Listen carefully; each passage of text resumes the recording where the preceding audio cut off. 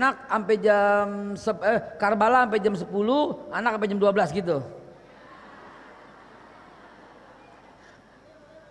Boleh, ntar gimana? Saya mesti ke Al-Badar, mesti nengok anak-anak yang demo.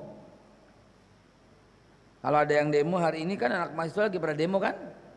Insya Allah kalau saya nongol sebentar aja gitu, bikin mereka semangat sekaligus terarah kan? Bahwa demo itu nggak ada batu, demo itu nggak ada kayu, demo itu nggak ada pukul-pukulan, nggak ada siram-siraman, demo itu rangkulan, demo itu pelukan, demo itu salaman, demo itu dikawal oleh polisi, bukan berhadapan dengan polisi. Ya, itu demo. Sebagaimana yang dicontohkan oleh 212, itu demo.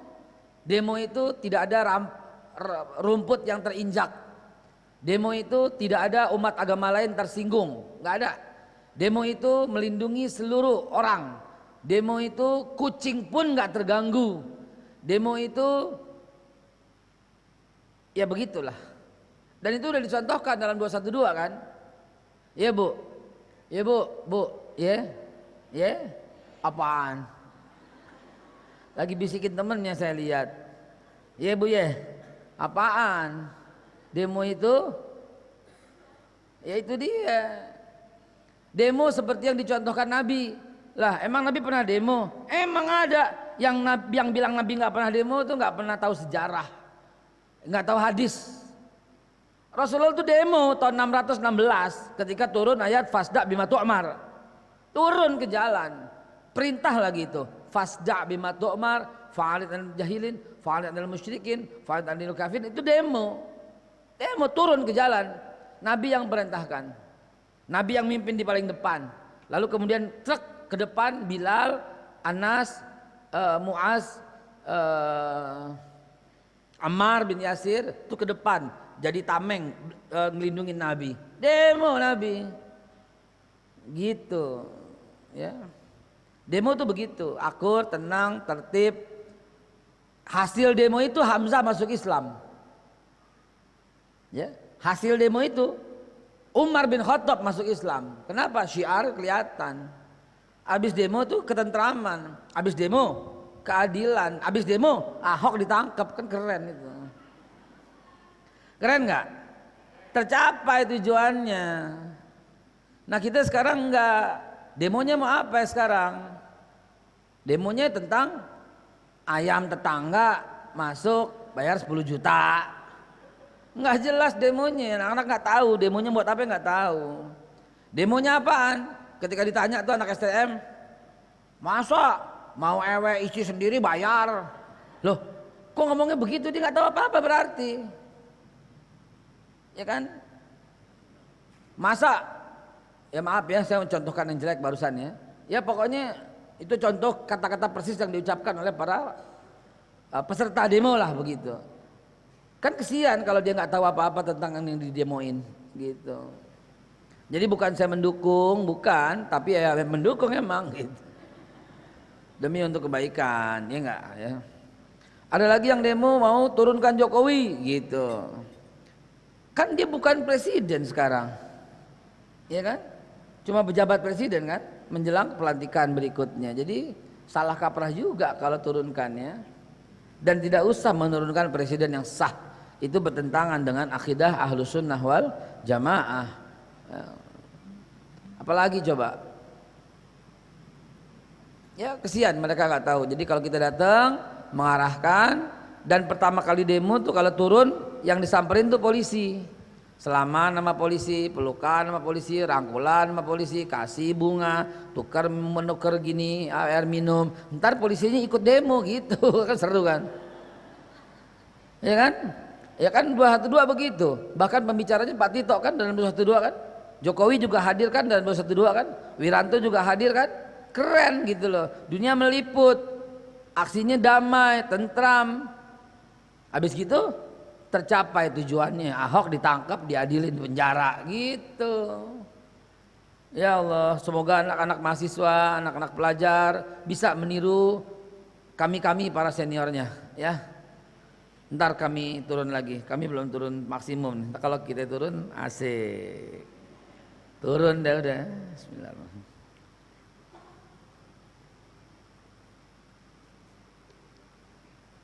Alhamdulillah. Ini air lebih enak dari biasanya. Air apa nih? Hah?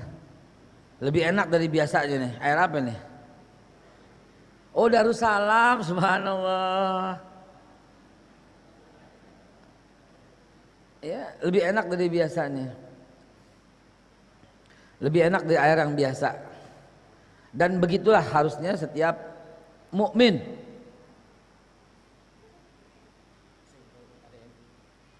Oh, emang bukan laptopnya ini, komputernya ini. Bukan komputernya, emang kabelnya. Oh ya. Baik, ibu bapak sekalian, kita lanjutin dulu. Kita mulai dengan mengucap A'udzubillahi minasyaitonirrajim. Bismillahirrahmanirrahim. Assalamualaikum warahmatullahi wabarakatuh. Innal hamdalillah wa syukurillah ala ni'matillah. Wassalatu wassalamu ala Rasulillah Sayyidina Muhammad ibn Abdillah wa ala alihi wa sahbihi wa mawalah. Jazakumullah khairul jaza. Terima kasih yang sebesar-besarnya kepada pengurus Masjid Darussalam yang luar biasa ini. Masjid Darussalam selalu eksis dan membuktikan kehadirannya di tengah-tengah kancah masyarakat. Ada masjid yang seolah tidak peduli dengan situasi dan kondisi yang terjadi. Ada masjid yang di tiap pengajian bikin maulid, bikin muharraman, bikin. Begitu umat membutuhkannya, diem. Ada masjid yang begitu. Ada masjid yang maunya sesuai dengan pemerintah. Ya, pemerintah ini gitu loh. Dan salahnya pemerintah juga sih, yang disebut rakyat adalah yang ngikutin, yang kritik bukan rakyat, digebukin, ya. Salahnya pemerintah juga sih. Nah, teman-teman sekalian, tapi Darussalam adalah masjid yang selalu eksis, selalu hadir dalam kegiatan apapun. Gitu ya, dalam kegiatan apapun hadir. Waktu Parade Tauhid hadir, bahkan bikin sendiri di sini. Waktu 212 kirim utusan juga. Waktu 411, saya nggak tahu tuh, ada nggak yang hadir? 411 hadir, masya Allah. Ada yang kena gebuk gak? Kalau belum kena gebuk belum sah. Bercanda ya. Ibu bapak sekalian, baik. Saya akan mulai. Kalau udah pada siap semua. Kok topiknya berat sekali gitu. Karbala, Asyura, cucu Nabi dibantai, Hasan habis disikat dan seluruh keluarganya. 128 orang yang wafat dari 129 yang hadir. Coba, dari 129 yang hadir, 128 yang wafat. Satu-satunya yang diizinkan hidup, Ali Zainal Abidin. Saya sampai punya daftar yang wafat. Yang wafat itu saudara ya. Sayyidina Ali yang kita kenal cuman Hasan dan Hussein, begitu kan? Karena hidup pada masa Rasul dan merupakan cucu Rasulullah. Dan Sayyidina Ali tidak menikah kecuali setelah Fatimah wafat. Ulangi, tidak menikah lagi kecuali setelah Fatimah wafat. Ya. Fatimah wafat tidak lama setelah Rasulullah wafat. Dan kemudian Sayyidina Ali menikah lagi. Anak-anaknya yang wafat pada waktu Karbala, Abbas bin Ali, Abdullah bin Ali, Ja'far bin Ali, Utsman bin Ali, Ibrahim bin Ali, Abu Bakar bin Ali, Amru bin Ali, Muhammad bin Ali, Tahrim bin Ali. Putra Ali Akbar bin Hussein. Tuh. Ya, putra Hussein nih, ya. Ali Asgar bin Hussein, Abdullah bin Hussein bin Ali, Ali Zainal Abidin yang masih hidup satu-satunya. Itu pun orok. Ya, itu pun orok. Ada lagi satu wanita yang dijaga, jadi 130 orang ya. Maaf. Ada putranya Hasan bin Ali bin Abi Thalib. Ya, cucu Rasulullah Hasan wal Husain, yang Hasan. Ya, Abdullah bin Hasan, Qasim bin Hasan, Zaid bin Hasan, Hasan bin Ali bin Abi Thalib. Ya, teman. Abu Bakar bin Hasan bin Ali bin Abi Thalib. Wahai Syiah yang hari ini hadir dan menyamar duduk di antara kita, udah pasti ada. Udah pasti. Saya di kemana-mana itu pasti dia ngikut gitu loh. Sebentar, yang saya akan identifikasi Syiah itu yang mana? Saya hafal mukanya. Saya hafal mukanya. Kemana aja dia ada gitu. Ah, udah ketemu, udah ketemu. Udah ketemu. Di tempat bapak-bapak ada gitu ya. Ada, udah. Di ibu-ibu ya nggak enak saya kesononya. Udah pakainya hitam-hitam aja, yang hitam-hitam udah lihat, hitam-hitam, wah, hitam-hitam Syiah nih, ya Syiah, ya Allah ya Rabb. Saya mau cerita kenapa Syiah itu ada, baru kemudian Karbala ya, biar ada sedikit sisi sejarah ya. Bismillahirrahmanirrahim.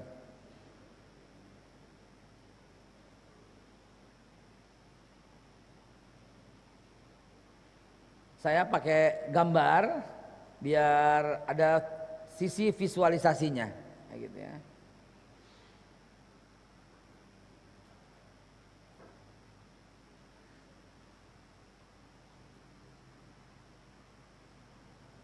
Bismillah. Bismillah. Nah, ini dia.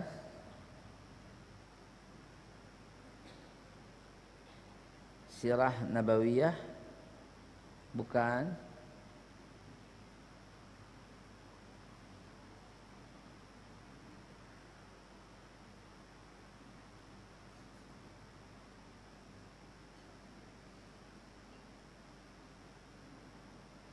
Mana ya?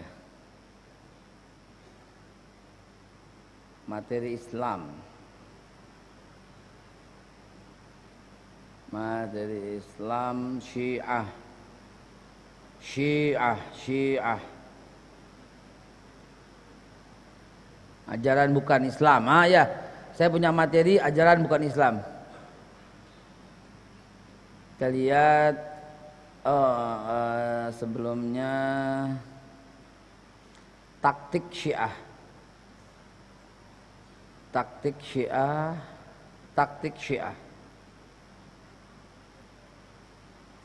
Syiah. Kita lihat peristiwa Karbala. Sebelumnya, ini ada pengurus Syiah nih. Pengurus Syiah seluruh Indonesia. Ya. Pengurus Syiah seluruh Indonesia. Nanti kita buka pelan-pelan, sabar. Jangan keburu nafsu, Pak.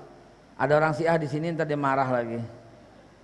Dia bilang gini ntar, itu fitnah. Saya bukan pengurus, gitu. Lah kok lo tahu, gitu katanya. Baik, bismillahirrahmanirrahim.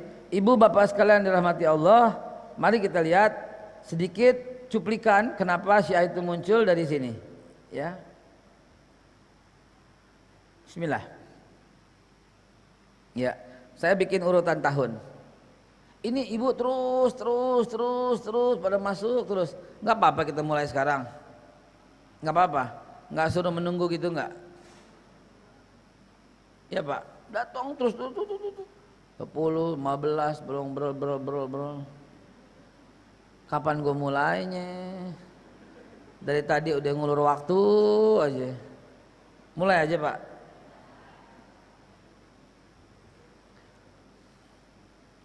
Ngopi dulu dah.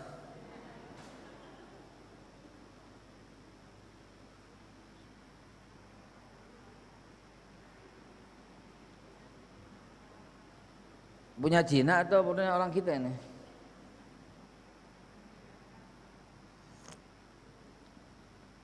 Alhamdulillah.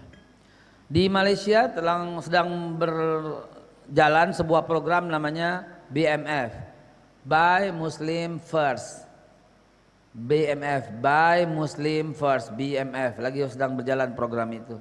Dan subhanallah, luar biasa, orang Islam hanya membeli dari orang Islam, terutama membeli makanan yang sifatnya 80% dari konsumsi. Makanan dan minuman sifatnya ya, dan fashion, baju. Makanan, minuman, baju itu 80% belanja. Dan umat Islam hanya membeli dari umat Islam. Berhasil membangkrutkan hampir semua pengusaha. Keren ya? Keren nggak? Kita bisa nggak bikin begitu? Bisa nggak? Janji? Janji? Bener? Ayo kita bikin BMF, Buy Muslim First, untuk food dan clothes ya. Kalau yang lain sulit kita hindari. Handphone ya terpaksa merek Oppo, merek Samsung terpaksa ya, karena nggak ada merek handphone Assalam gitu, nggak ada. Kalau ada handphone merek Assalam gue beli duluan. Ya, laptop yang terpaksa mereknya Asus, ya mereknya Dell terpaksa. Kenapa? Karena nggak ada. Bukan kita bilang itu setengah-setengah, nggak apa-apa begitu. Jangan nuding, jangan nuding. Percuma gitu, nggak percuma. Yang kita bisa kita lakukan, yang nggak bisa kita serahkan kepada Allah. Bisa ya? Bisa ya? BMF apa? Buy Muslim First. Yuk kita canangkan dari kota Darussalam ini, dari Masjid Darussalam kota wisata Cibubur ini, kita canangkan Buy Muslim First mulai besok 1 Oktober 2019. Siap? Siap? Hari ini kita canangkan. Saya belum pernah canangkan ini di mana-mana. Bismillahirrahmanirrahim. Mulai 1 Oktober 2019 kita jalankan Buy Muslim First. Takbir. Biarin lo, rasain lo. Lihat lo apa yang terjadi lo, ya. Lihat apa yang terjadi lo, ya. Niscaya pengusaha muslim akan bermunculan. Ya, sekarang nggak berani. Kenapa? Karena kita nggak konsumsi. Saya berani ngomong begini karena saya pernah tinggal di Malaysia cukup lama. Demi Allah yang memegang jiwa saya. Waktu kita naik mobil itu minyaknya tak ada. Minyak bensin. Minyak tak ada gitu loh. Lewat itu Shell. Saya bilang, tuh minyak. Tanah Pak Eka, tanah. Nggak mau di situ Pak Eka. Lewat lagi yang lain nggak mau, begitu Petronas masuk dia. Hanya mau membeli produk dalam negeri. Serbuan barang dari RRC yang namanya baju lah apalah semua nyerbu ke situ, tak peduli mereka. Karena sebenarnya sebelum dicanangkan program Buy Muslim First, mereka udah nggak mau membeli. Biarkanlah mereka datang sebanyak-banyaknya ke Malaysia. Kami tak nak beli Pak Haikal. Dia hanya beli dari situ. Kemarin saya baru ngobrol, ada tamu saya 6 orang datang dari Malaysia, datang dan bermalam ya di rumah ya, dan dia cerita dia di Malaysia sekarang minyak goreng yang tadinya 36 ringgit ya, yang punya orang RRC, kalau sebut Cina entar rasis lagi ya, yang RRC itu tadinya dia jual 36 ringgit, diskon sampai 18 ringgit, tetap nggak ada yang mau beli minyak goreng. Sementara punya Muslim harganya 34 ringgit, laris habis terus-terusan. 18 mereka jual dengan jumlah yang sama. Tuh begitu keren baru. Jadi kita mau ngasih pelajaran, jangan macem-macem gitu loh. Ya, jangan macem-macem. Bukan saya menebar kebencian, enak aja. Justru saya sedang menebar rasa nasionalisme yang tinggi. Justru saya sedang menebar rasa gunakanlah produk-produk Indonesia. Ya, nggak usah keasing-asingan, nggak usah. Gunakanlah produk-produk Indonesia. Lah itu yang ngomong Cina, bukan, dia orang Indonesia, keturunan Tionghoa. Yang kita maksud ini, jangan dipotong videonya jadi fitnah. Yang kita maksud ini adalah produk-produk RRC yang masuk kemari. Jangan disentuh, jangan dipakai, jangan digunakan sama sekali. Ini kita akan jadi bangsa yang kuat. Termasuk bank asing yang berafiliasi. Ada bank sini join sama bank asing. Udah, stop, hentikan. Tarik semua duitmu itu. Taruh ke bank nasional saja. BRI Syariah, BNI Syariah, Bank Mandiri Syariah, taruh di situ. Ya niscaya kita akan lebih kuat sebagai bangsa. Tidak lagi asing-asing. Minum kopi nggak usah cappuccino, latte. 48.000 itu kopi pakai susu doang, kopi susu 15.000, enak lagi. Tuh dijual di luar kopi Babe Haikal. Jadi promosi gua. Kan cuma bedanya bahasa Inggris sama bahasa Indonesia doang. Betul? Iced tea 25.000 bu. Itu es teh tawar di warung Padang goceng. Ya kan? Sama kan? Teh pakai es doang. Kita demennya bahasa Inggris melulu sih. Salad vegetable with sauce peanut. Apa coba? 80.000 tuh. Itu apaan sebenarnya? Gado-gado 15.000 pakai lontong lagi. Iya kan? Iyalah. Salad vegetable with sauce peanut and garlic. Ketoprak itu bu. Bener nggak? Saus garlicnya apa? Kacang tanahnya pakai bawang putih. Kan jadi ketoprak, bener? Iya. With bihun, dengan bihun. Udah. Sok gaya ke barat-baratan. Padahal cuman apaan sih? Coffee, cappuccino. Itu kopi biasa pakai kayu manis. Udah. Pakai busa di atasnya yang tidak merubah rasa. Selesai. Bibir aja pada busa-busa di mulut. Demen apa kelihatan begitu? Udah ya bu. Ya Pak, hentikan produk-produk asing, gunakan produk dalam negeri sendiri. Sebisa kita dan yang ada. Yang nggak ada ya nggak apa-apa, terpaksa sambil beristighfar pada Allah Subhanahu wa taala. Fried chicken, udah stop. Itu bahasa Inggris. 26.000 rupiah. Ayam goreng itu, ayam goyeng. Itu cuma berapa duit? 14.000, 15.000. Ada ayam goreng Mas Mono, ada ayam goreng Suharti, ada ayam goreng Mbok Berek, ada ayam goreng, ada ayam banyak. Kenapa mesti ayam goreng yang fried chicken? Kosmetik juga, nggak usah pakai yang lain. Kita punya kosmetik dengan pabrik terbesar di Asia nomor 1 dan pabrik terbesar nomor 2 di dunia, Wardah namanya. Ya, saya ngomong bukannya sponsor Wardah, bukannya ambasadornya Wardah. Tapi karena peduli gitu loh, yang punya Bu Nur Hayati, sahabat saya, berkali-kali saya datang ke pabriknya diundang untuk ngeliat. Ternyata kan luar biasa. Ini pantas kita gaungkan kepada seluruh ibu-ibu se-Indonesia, pakai Wardah. Ya. Bu Nur Hayati lihat dong. Bagi kayak Wardahnya ke rumah. Ada maksud dong. Enggak usah. Ntar beli aja ya. Wardah. Deodoran. Pewangi deodoran. Ya bu, ya enak banget tidurnya begini. Nggak usah pakai deodoran asing. Kita punya yang bagus, MBK namanya. Kenapa dia ketawa ya? MBK namanya. Asli punya Bu Nunung, punya keluarga apa kemarin saya diundang tuh lihat pabriknya. Kenapa MBK? Burket. Itu mah dulu bedak. Sekarang MBK tuh deodoran ada yang spray, ada yang deodoran gitu. Udah yang asing-asing udah.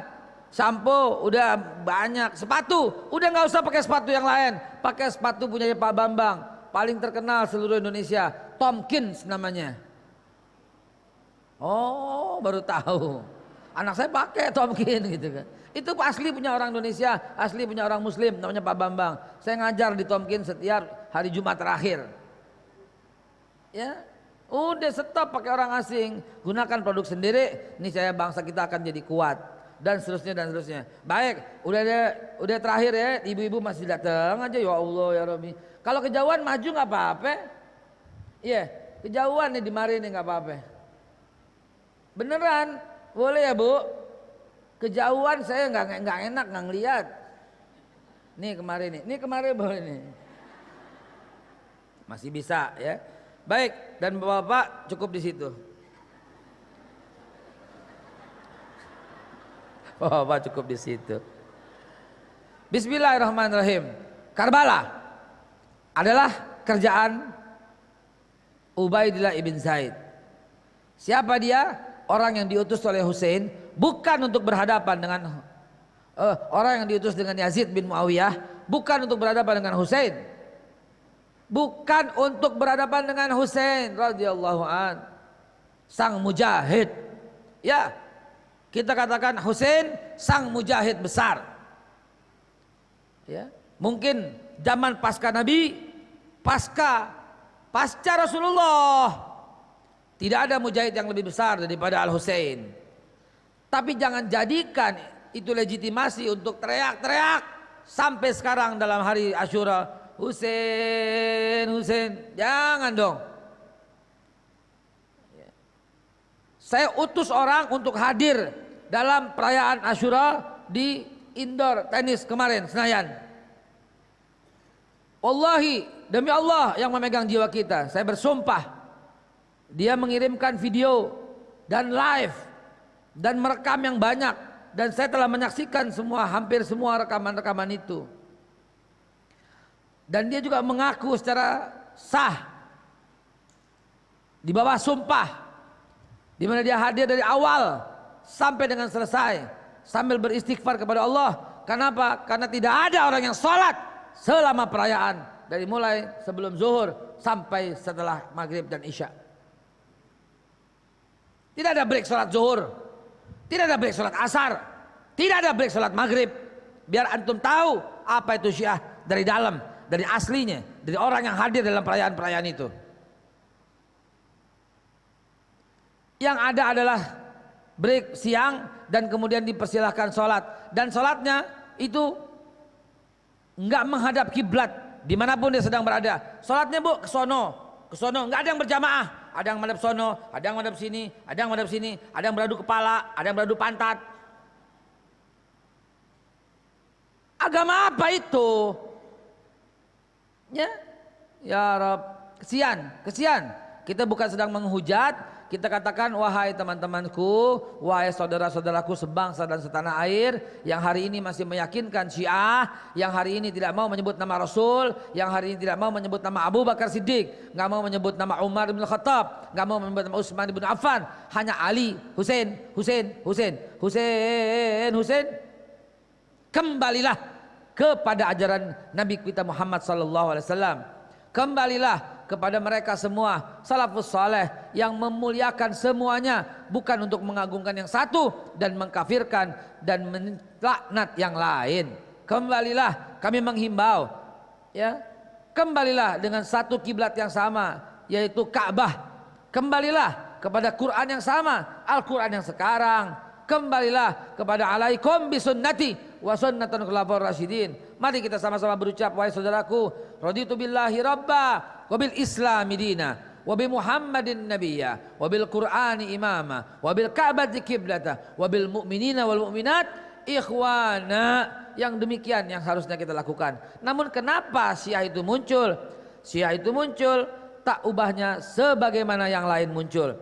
Nabi Allah Ibrahim alaihissalatu wassalam yang dilahirkan pada tahun 1978 telah mewasiatkan ucapan itu kepada anak-anaknya, yaitu Ismail dan Ishak, yang terukir dalam suratul Baqarah ayat 132. A'udzubillahi minasyaitonirrajim. wa wassa bi Ibrahim banihi wa Yaqub ya baniya innallaha astafa lakumuddin fala tamutunna illa wa antum muslimun. Wahai anak-anakku, kata Ibrahim kepada Ismail dan Ishak, ya, innallaha astafa lakumuddin, sesungguhnya Allah telah menetapkan, memilihkan dan menentukan agama ini untuk kalian. Fala tamutunna illa wa antum muslimun, jangan kau mati melainkan dalam keadaan beragama Islam. Jelas sekali saudaraku, jangan kau mati melainkan dalam keadaan beragama Islam. Itulah kata-kata Nabi Ibrahim kepada Ismail dan Ishak. Dalam ayat tadi dikatakan juga wa Yaqub, dan demikian pula Yaqub. Dan Yaqub punya anak 12, yang anak yang ke-11 namanya Yusuf alaihissalatu wassalam.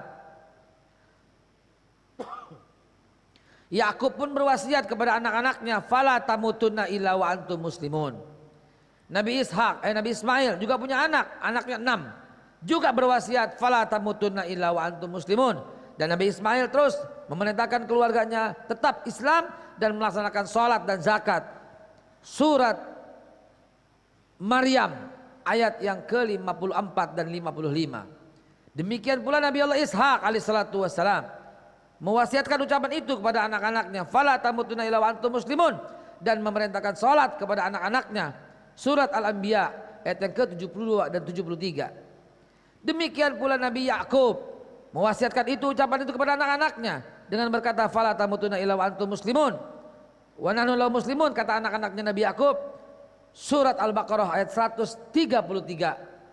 Saudaraku sekalian, bertaburan ayat-ayat itu supaya kita tahu tidak ada yang melenceng kecuali orang-orang yang melepaskan diri dari ikatan-ikatan itu. Allah telah menentukan, inni ja'iluka linnasi imaman. Itu firman Allah kepada Nabi Allah Ibrahim alaihissalatu wassalam. Sungguh aku jadikan kau Ibrahim ini linnas, bagi manusia imaman, pemimpin.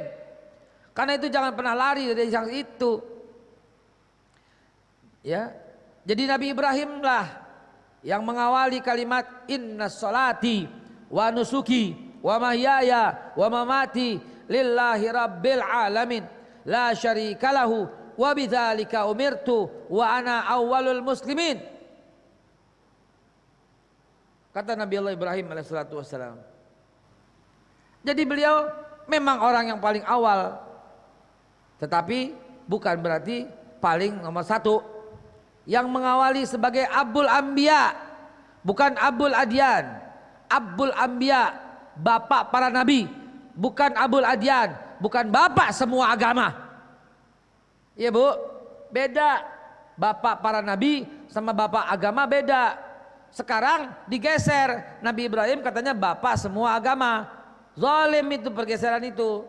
Nabi Ibrahim itu bapak semua nabi, Abul Anbiya, bukan Abul Adyan, bapak agama-agama, bukan. Sementara orang Yahudi mengaku Ibrahim adalah Yahudi. Sementara orang Nasrani pun mengaku Ibrahim adalah Nasrani. Padahal tidak. Al-Baqarah 140 Allah berfirman, am takuluna inna Ibrahima wa Ismaila wa Ishaqa wa Yaqub ala sebat kanuhu dan au nasara.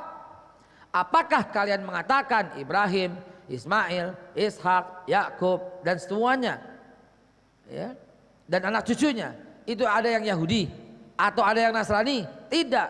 Allah jawab dalam surat Ali Imran ayat yang ke-67, makana Ibrahimu Yahudiyan wala Nasraniyan walakin kana hanifa muslima. Muslim mereka, wa makana minal musyrikin.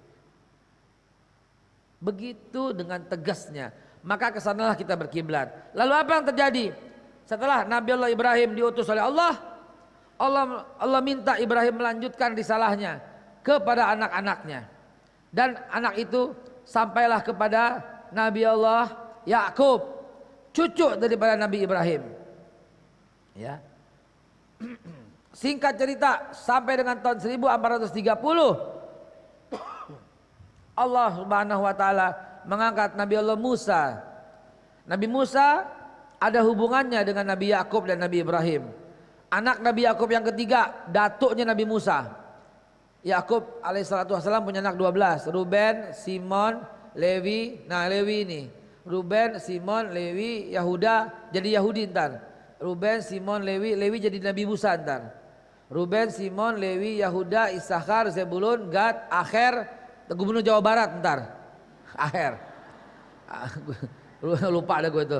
Ruben, Simon, Lewi, Yahuda, Isakhar, Zebulun, Gad, Aher, dan Naftali, Yusuf, Benyamin. Yusuf dan Benyamin. Ya, ntar Yusuf jadi bendaharawan di Mesir. Ntar Benyamin punya keturunan untuk menumpas pasukan Jalut yang gede-gede raksasa itu. Ya. Ruben, Simon, Lewi ini ntar punya anak Amr punya anak Qahit punya anak Imran punya anak Musa alaihissalatu wassalam. Ya, ini Musa alaihissalatu wassalam. Ini Nabi Yakub punya anak Ruben, Simon, Lewi punya anak Amr punya anak Qahit punya anak Imran punya anak Musa. Ya, ke atas tuh Musa. Jadi Musa bin Imran bin Qahit bin Amr bin Lewi bin Yakub bin Ishak bin Ibrahim.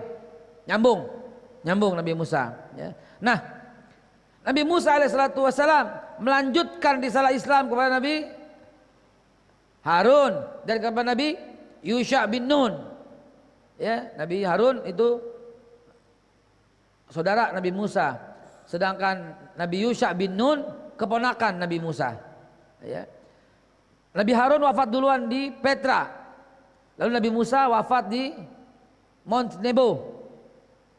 Tinggal sepandangan mata itu Masjidil Aqsa dapat, tapi Nabi Musa belum membawa masuk ke sana. Maka itulah disebut sampai sekarang the promised land, tanah yang dijanjikan, gitu.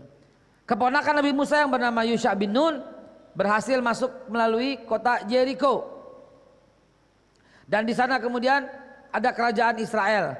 Al-Baqarah 246. Ya, Al-Baqarah 246. Itulah Allah mengangkat Talut sebagai raja, bukan sebagai nabi. Ya, nabinya Nabi Samuel. Ya, di situ nabinya udah Samuel. Ada Nabi Samuel.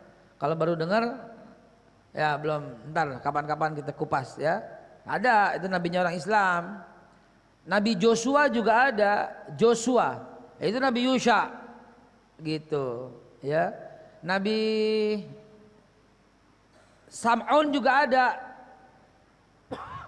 Itulah Samson. Iya, Samson and Delilah. Samson itu Sam'un, itu hadis. Ya, hadis itu. Cuman dilecehkan dengan dibilang dipotong bulu ketek jadi nggak kuat gitu ya. Itu pelecehan para nabi sebenarnya. Itu Nabi Allah Sam'un. Nabi Sam'un itu nabi yang kuat, nabi yang gagah kata Rasulullah. Rasulullah tersenyum setiap cerita Nabi Sam'un. Kata sahabat, kenapa tersenyum ya Rasulullah kalau cerita Nabi Sam'un? Akhirnya Nabi Muhammad cerita, iya gimana nggak senyum ya? Dia tuh nabi seorang diri, hidupnya seorang diri, makan minum semua seorang diri, dakwah seorang diri. Tak satupun orang yang mengikutinya, dan di sorga hanya seorang diri yang masuk tanpa satupun umat. Kenapa? Karena umatnya mengingkarinya. Umatnya lebih senang dengan raja di masanya. Sehingga Nabi Sam'un ditangkap, diikat di dua buah tiang. Ya, diikat di buah tiang dengan dikhianati oleh wanita Magdalena yang memotong rambutnya sehingga tidak punya kekuatan lagi. Rambut bukan ketek. Ini film kita ketek dipotong, bulu ketek jadi lemah. Ya Allah. Baik, lanjut supaya paham dari mana sumber Syiah muncul. Lalu kemudian di masa Talut punya anak, disayembarakan. Siapa yang bisa membunuh raja yang tinggi gede Jalut itu akan dinikahkan oleh anaknya Raja Talut. Ya, maka anak muda yang bernama siapa? Yang berhasil mengalahkan raksasa. Siapa anak muda itu? Gimana ibu-ibu? Ngaji dong, ini sejarah penting. Nabi Daud. Ya, Nabi Daud. Ini sejarah Islam penting supaya tahu nggak ada satupun nabi yang tidak Islam. Nabi Musa itu Islam. Siapa bilang orang Bani Israel Kristen? Siapa bilang orang Bani Israel Yahudi? Buka surat Yunus ayat 84.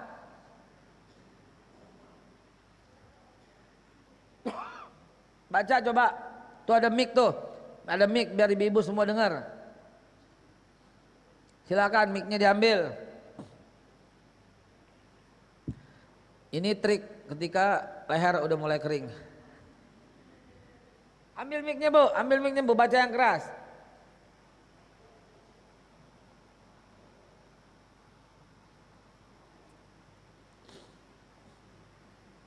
Kesian tuh ibu-ibu di Ubin, ya Allah, maju ngape? Yang datang belakangan. Nih sini nih masih ada nih, luas banget. Ayo coba lihat apa agama Nabi Musa, baca salah seorang yang udah ketemu.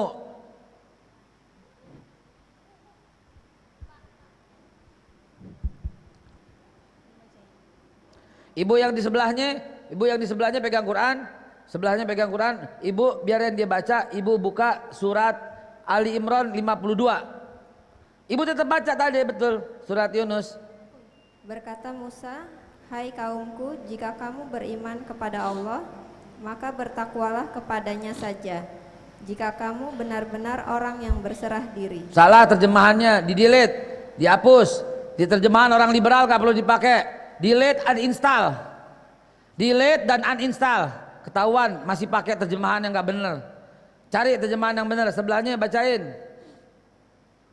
Yunus 84, sengaja ini. Bukan saya mengulang-ulang ayat di setiap majelis, tapi sebagai salah satu barometer. Mana ayat-ayat yang gak perlu, mana terjemahan-terjemahan yang gak perlu dipakai. Uninstall segera Bu. Uninstall. Coba cari yang benar, sampai yang benar ketemu. Sengaja saya begini tiap majelis, sekaligus mendeteksi. Buka surat Yunus 84, coba baca.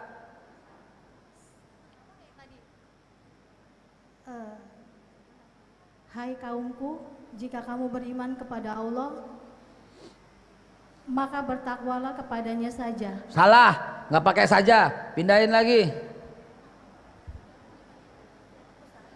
Saya hafal ayat-ayatnya. Dan Musa berkata, Nah, ayo. Dan Musa berkata, wahai kaumku, apabila kamu beriman kepada Allah, maka bertakwalah kepadanya jika kamu benar-benar orang muslim. Tuh yang betul. Nabi Musa berkata pada kaumnya, jika kau beriman kepada Allah, bertawakallah jika kau benar-benar orang muslim. Ini masih dipakai sih yang liberal, yang sekuler itu loh. Hapus, uninstall.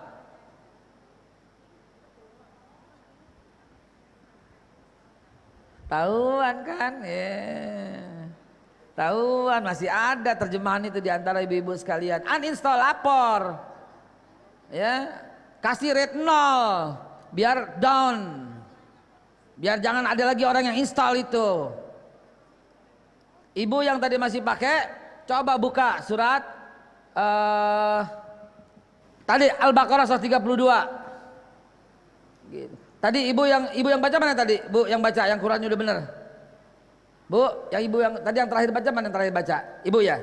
Ibu buka sekarang surat Ali Imran ayat 52. Ali Imran 52.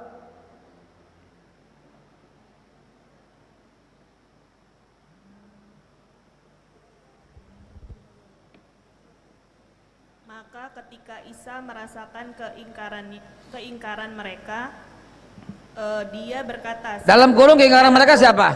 Bani Israel. Ah, kenapa nggak dibaca dalam kurungnya? Israel, Saya masih hafal tuh bunyinya. Maka dia berkata, Iya. siapakah yang akan menjadi penolongku untuk menegakkan agama Allah? Para Hawariyun Dalam kurung sahabat setianya menjawab, kamilah penolong agama Allah. Kami beriman kepada Allah dan saksikanlah bahwa kami adalah orang-orang muslim. Tuh, jelas. Nabi Isa bawa agama apaan? Yang keras. Nabi Isa bawa agama apa? Yang keras. Nabi Isa bawa agama apa? Islam. Di terjemahan yang lain Nabi Isa ada apa? Apa itu kesian? Kenapa?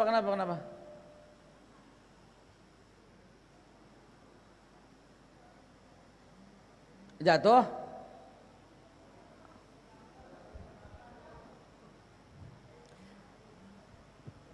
Ibu-ibu harap tenang. Baik, lanjut. Ya, Ibu, jangan gunakan kalimat terjemahan itu lagi. Gunakan terjemahan yang betul-betul. Ya, terjemahan yang betul-betul benar. Nabi Isa itu mengajarkan agama Islam, bukan mengajarkan berserah diri semata. Wahai Bani Israel, kata Nabi Isa, siapa yang tolong aku nih sekarang? Siapa yang tolong agama Allah nih sekarang? Kata Nabi Isa. Kaum Hawariyun pengikutnya berkata, kami yang tolong. Saksikan wahai Nabi Isa, kami orang Muslim. Tuh. Ibu yang tadi terjemahannya benar. Buka lagi, contoh lagi. Surat Maryam ayat yang ke-6, ayat yang ke-30 dan 31. Silakan.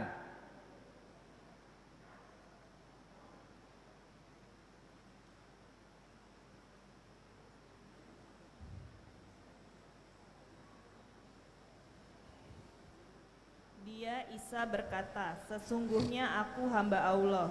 Dia memberiku kitab Injil. Tuh ya, dia Isa berkata bahwa Allah memberinya kitab Injil. Terus? Dan dia menjadikan aku seorang nabi.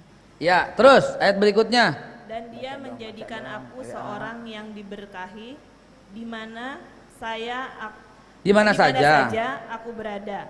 Dan dia memerintahkan kepadaku melaksanakan sholat dan menunaikan zakat. Nabi Isa loh. Nabi Isa loh, menunaikan sholat, membayar zakat, mengajak orang kepada agama Islam. Makanya kalau terjemahannya benar, jadi benar kita beragama. Bu, ibu lagi. Jadi asisten gue loh. Sekali lagi ibu buka surat Sof 61 ayat yang ke-7, coba buka. Apa yang diajak oleh Nabi Isa sekalian dibuktikan di situ.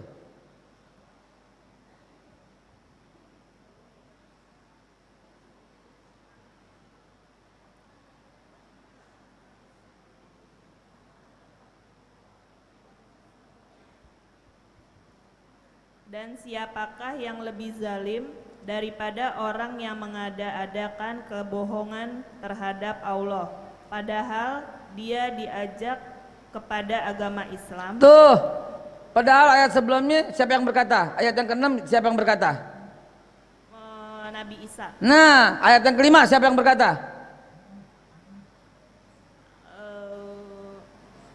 Musa. Nah, jadi gara-gara salah baca terjemahan, sampai sekarang masih berkata apa agamanya Nabi Ibrahim? Agama Ibrahim agama tauhid. Enak aja, Islam. Sampai sekarang tuh gara-gara salah baca terjemahan tuh. Entah siapa yang hatinya busuk, yang menerjemahkan Quran dengan penuh kata-kata yang sok toleransi padahal salah. Kita mesti menjaga dong terjemahan. Jangan bilang Islam, bilang aja berserah diri. Enak aja. Nggak bisa. Katakan.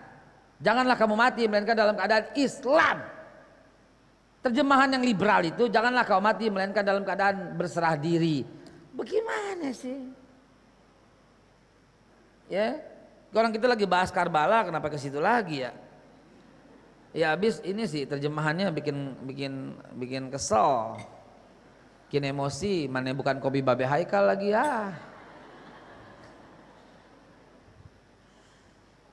Iklan terus, ya di belakang ada itu, ya buat apa yang agen gitu ya.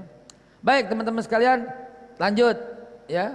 Saya juga heran nih ibu-ibu ditanya kok gitu. Nabi Talut tuh akhirnya Raja Talut akhirnya mengambil Nabi Daud sebagai mantu karena Nabi Daud berhasil menumpangkan Talut.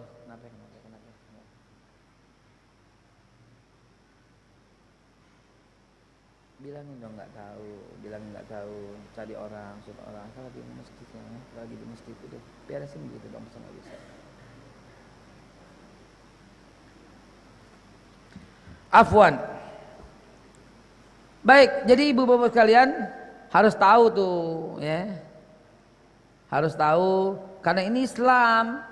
Ntar ketemu bakal paham banget kenapa ada Syiah gitu, kenapa ada Kristen, kenapa muncul Kristen di muka bumi itu, kenapa, tahu sebabnya apa, kenapa ada Yahudi gitu loh, ada, ya bu, ya, ya, ya, ya, ya, nah gitu dong, lihat kemari, ya, lihat kemari, lihat kemari, lihat kemari, lihat kemari, supaya paham.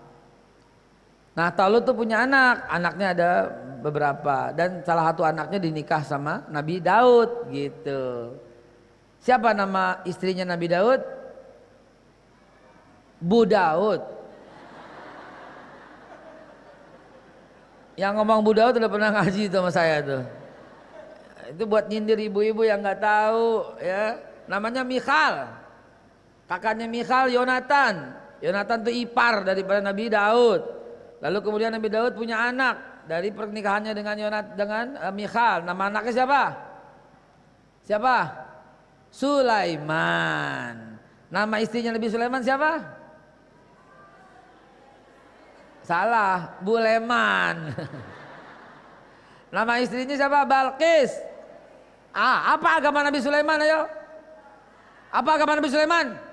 Iya. Waktu kalau Bilqis apa agamanya apa? Bilqis apa? Penyembah matahari, Majusi. Kok bisa menikah?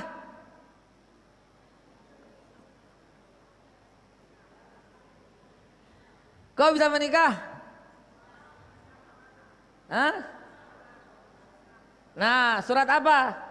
An-Naml. Apa kata Ratu Bilqis sebelum menikah?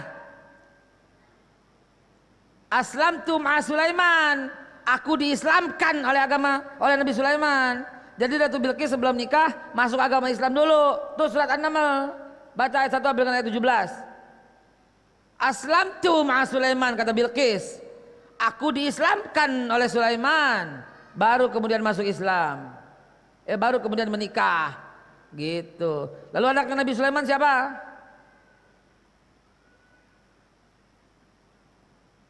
Kepanjangan dah, ntar kapan-kapan kita bahas. Ada Yerobeam, Rehabeam. Yerobeam inilah yang menciptakan agama Yahudi.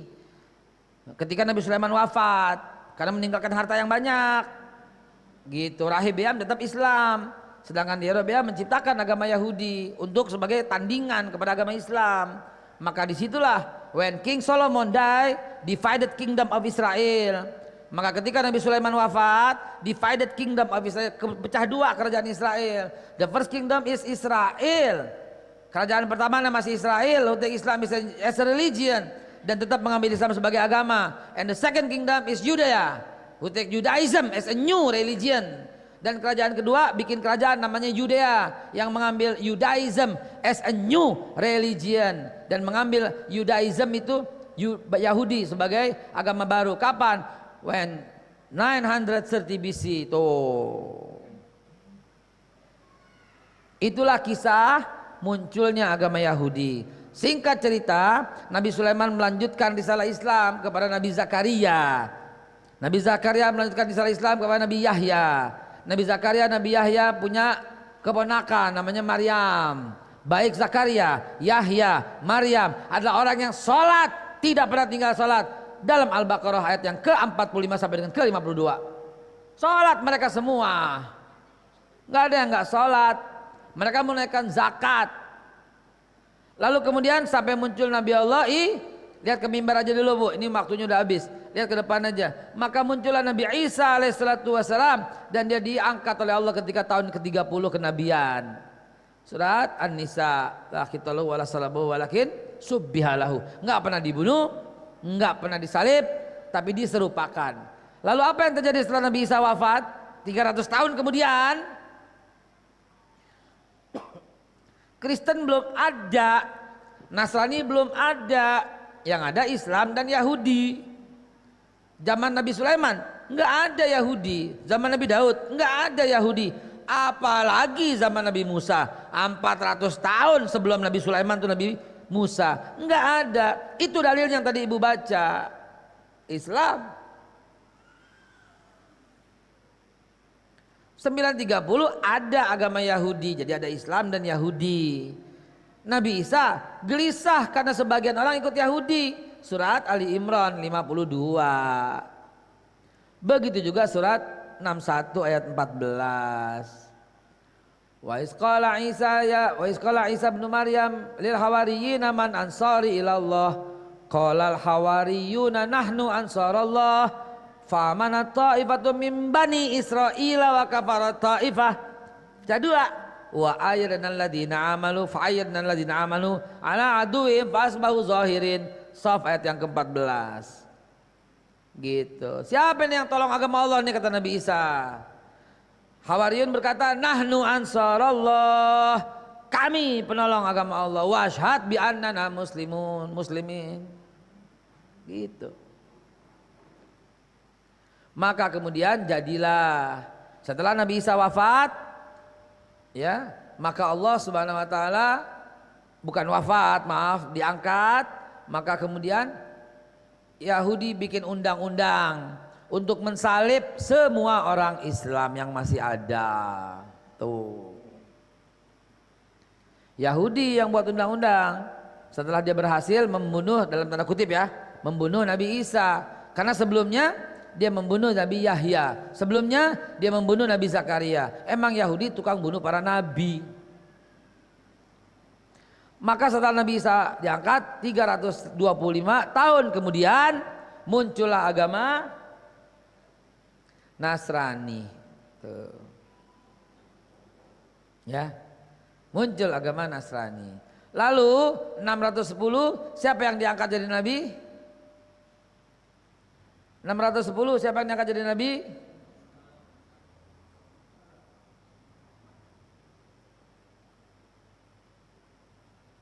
Tahun 610 siapa yang diangkat jadi nabi? Nabi kita Muhammad sallallahu alaihi wasallam.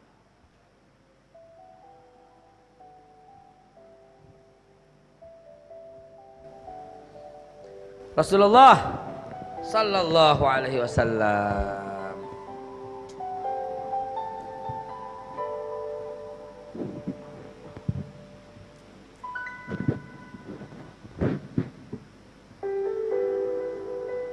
Masya Allah ini lagu ya. Saya mengulang-ulang kisah ini sendiri gitu ya. Coba kita bayangkan Islam lagi takut muncul. Bukhairah, seorang yang beragama Islam di masa Rasulullah sebelum Rasulullah menjadi nabi. Dia ketakutan. Dia sembunyikan keislamannya.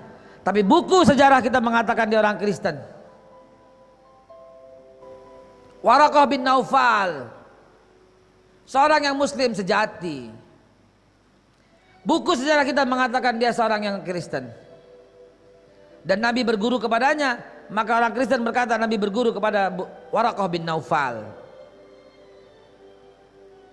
Dia takut kenapa? Karena orang Nasrani di bawah perintah Ratu Helena. Ini kalau perempuan jadi pemimpin nih. Di bawah perintah Ratu Helena mencongkel mata semua orang yang sholat. Ya, Ratu Helena punya undang-undang mencongkel mata semua orang yang sholat, saudaraku. Bahaya itu. Maka nggak ada berani orang yang sholat. Karena kalau ketahuan Yahudi disalib, kalau ketahuan Nasrani dicongkel matanya. Sampai kemudian Nabi Muhammad menyampaikan keislaman itu. Alang 1000 kali sayang setelah Rasulullah wafat. Dilanjutkan kepemimpinan oleh Abu Bakar Siddiq, oleh Umar bin Khattab, oleh Utsman bin Affan, oleh Ali bin Abi Thalib. Dan setelah Ali bin Abi Thalib terpecah dualisme kepemimpinan, ada yang minta dengan Husain, ada yang minta dengan Muawiyah. Dan kemudian setelah Husain wafat, Karbala terjadi, 10 tahun kemudian muncullah agama Syiah. 110 tahun kemudian muncullah agama Syiah. Tuh. Setelah Nabi Sulaiman wafat muncul Yahudi.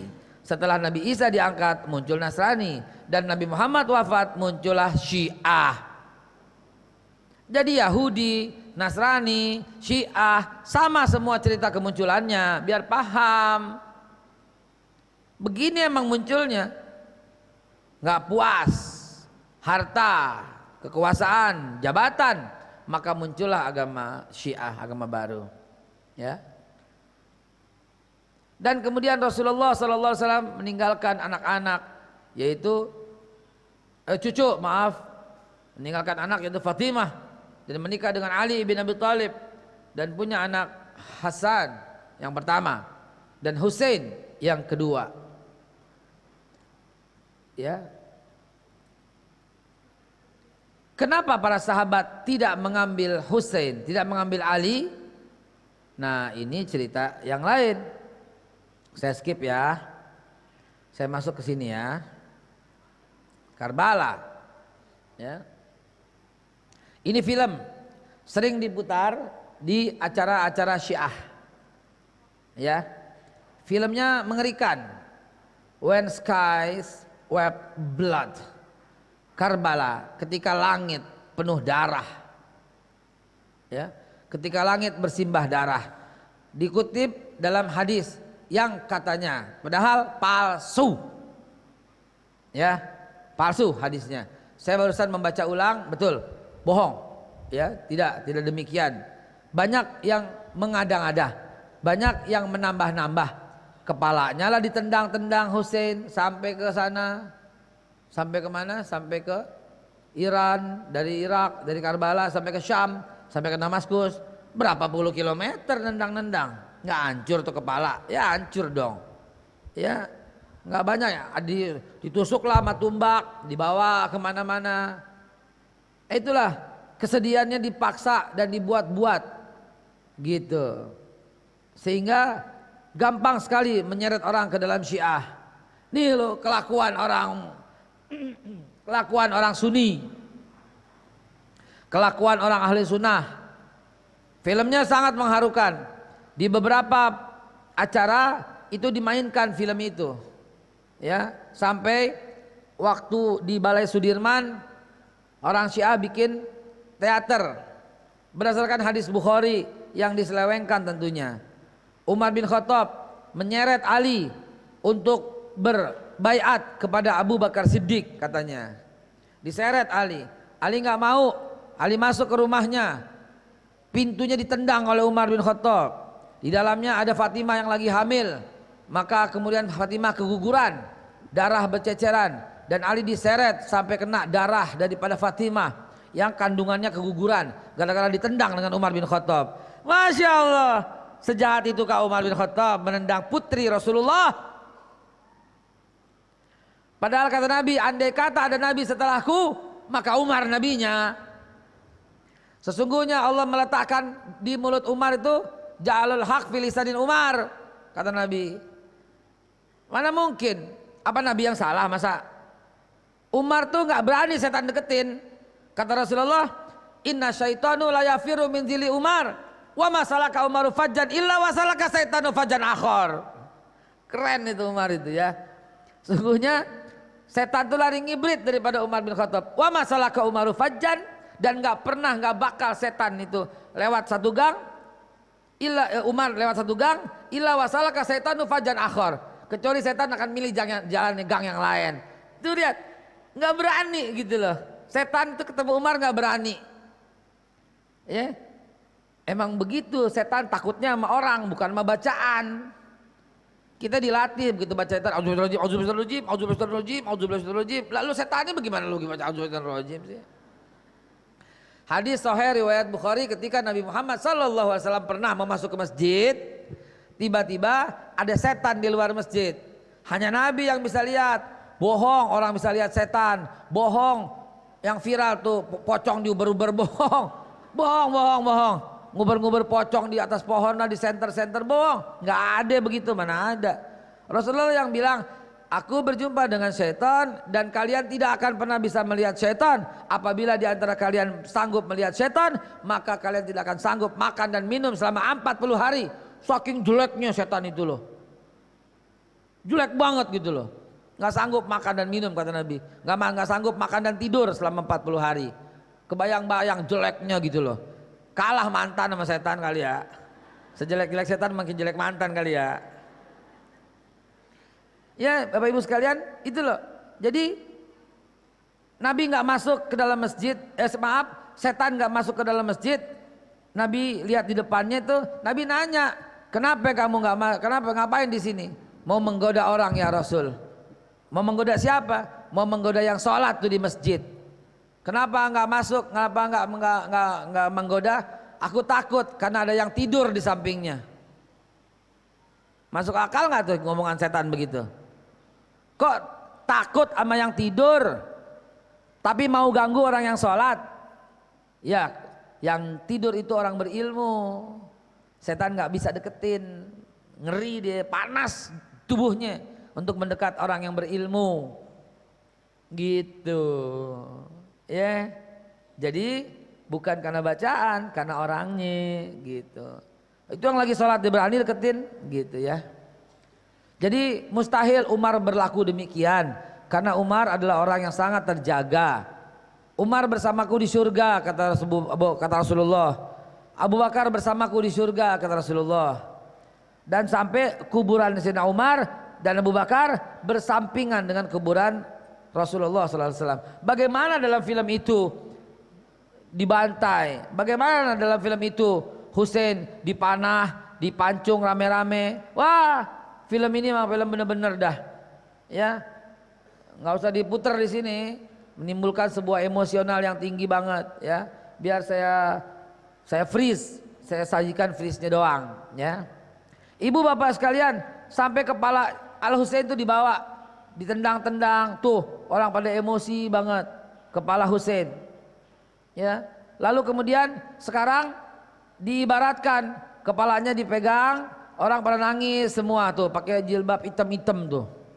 Ibu-ibu jangan selalu hitam, sekali-sekali hitam. Ntar jilbabnya warna kembang, ada apa yang lain gitu. Ntar disangka Syiah loh.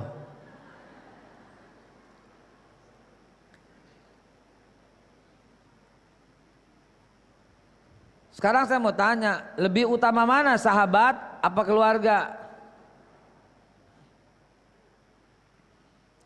Lebih utama mana sahabat Nabi apa keluarga Nabi?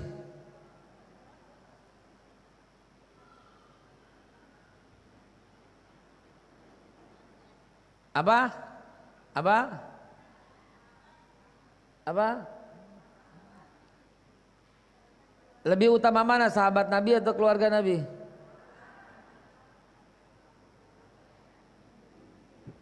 Ada yang bilang sahabat, ada yang bilang keluarga.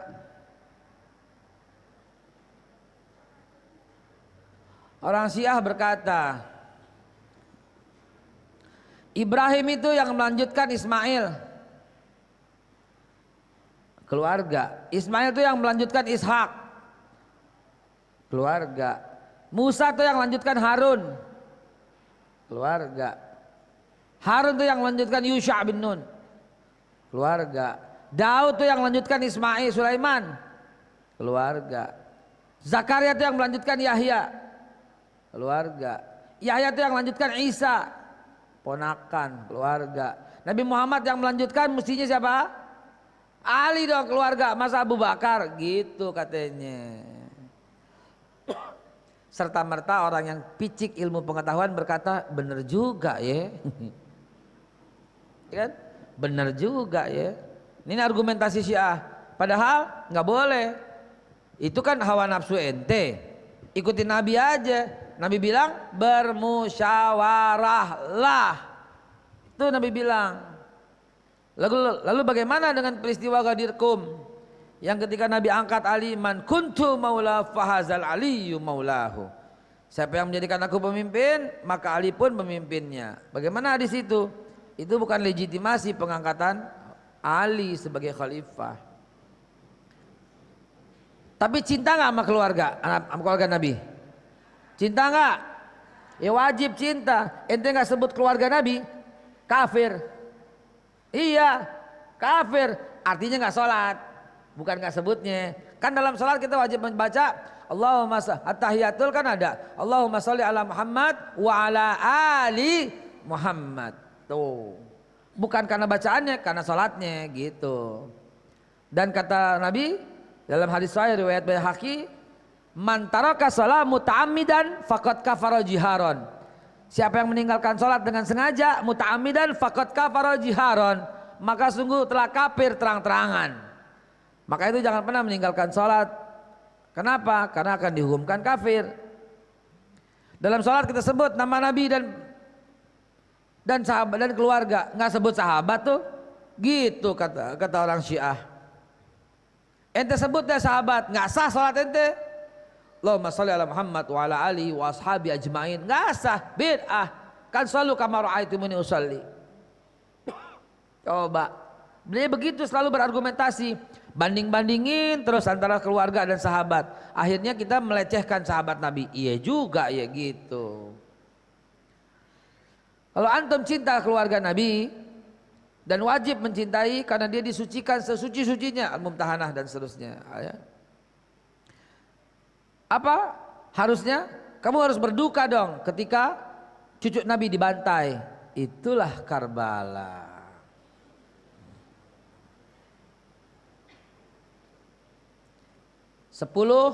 Oktober 680 ya.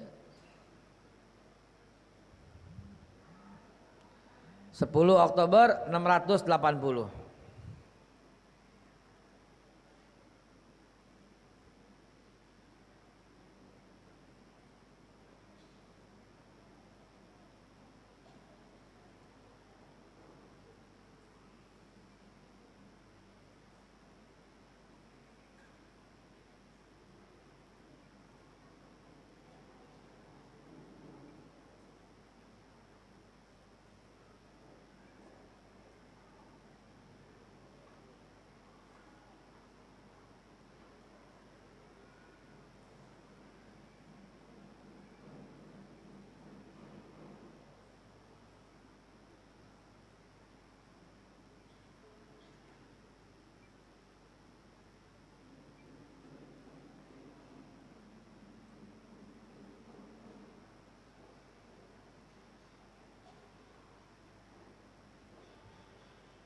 Baik, jamaah sekalian dimuliakan Allah. Inilah yang terjadi peristiwa yang sebenarnya. Mereka menyamakan dirinya untuk merasakan penderitaan Hussein dalam peristiwa Karbala. Peristiwa Karbala apa sebenarnya? Labbaik ya Hussein, inilah taktik Syiah. Ya. Lihat sedikit tentang Syiah, lihat. Kata siapa itu? Khomeini, ya, Nabi termasuk Nabi yang gagal. Coba lihat, ini orang kurang ajar banget sama Rasulullah. Kurang ajar ini orang. Kok Nabi termasuk Nabi yang gagal? Itu ada kitabnya, Al-Mukhtarat min Ahadis wal Khutubat, Imam Khomeini halaman 42. Ya, janganlah demikian. Nih dia lagi berkata Aisyah kafir, anti keluarga Nabi, berbuat keji. Karbala lebih utama daripada Ka'bah. Ya. Lalu apa sebenarnya? Lihat, saking bencinya dengan sahabat Nabi. Aisyah, Hafsah dibikin sendal, Abu Bakar, Umar dibikin sendal, diinjak-injak. Bahkan di sana untuk masuk WC wajib injak Abu Bakar, Umar dan Utsman. Saya punya kitabnya. Saya punya kitabnya. Harus injak nama ini sebelum masuk WC, sebelum masuk toilet. Saya punya kitabnya, ada kitabnya. Udah saya scan di sini. Kita bukan lagi bahas Syiah, kita lagi bahas tentang kita bukan lagi bahas ajaran, kita lagi bahas Karbala sebentar ya. Hadirin yang dimuliakan Allah Subhanahu wa taala, kita lanjutin. Jadi, teman-teman sekalian, apa yang terjadi sebenarnya di Karbala adalah sebuah pembunuhan terhadap Al-Husain. Betul. Peristiwanya terjadi pada tanggal 10 bulan Oktober. Yang wafat tadi saya bacakan tadi. Tapi biang kerok dari usaha ini sebenarnya Abdullah bin Zaid.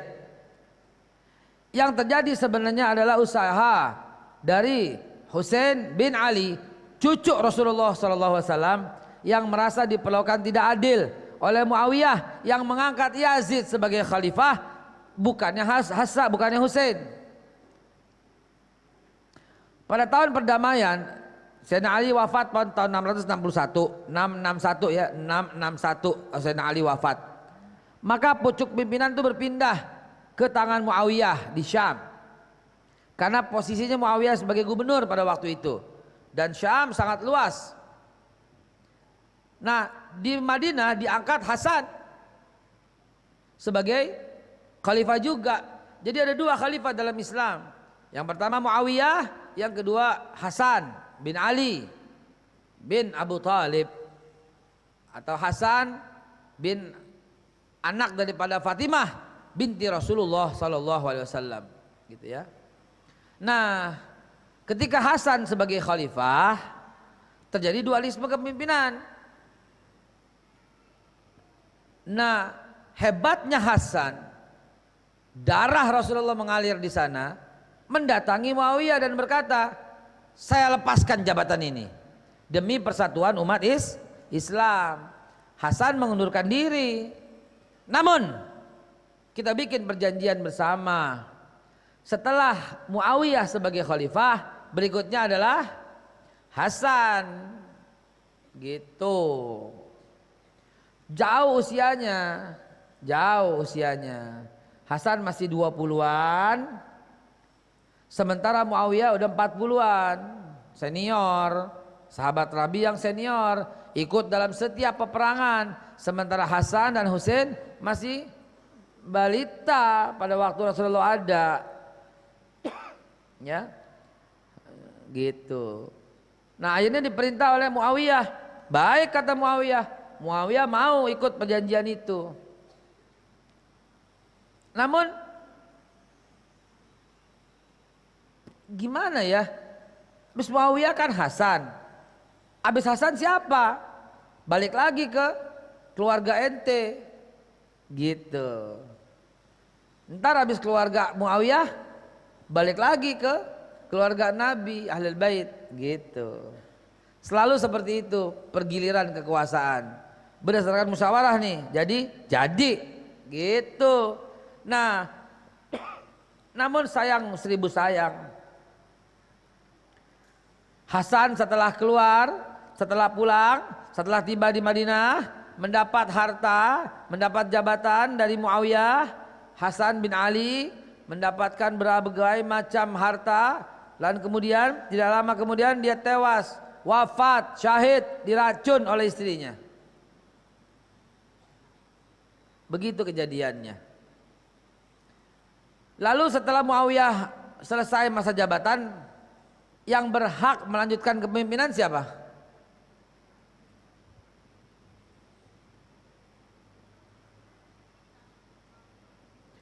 Ini perjanjiannya. Muawiyah. Habis Muawiyah Hasan. Habis Hasan Husain. Habis Hasan Muawiyah lagi.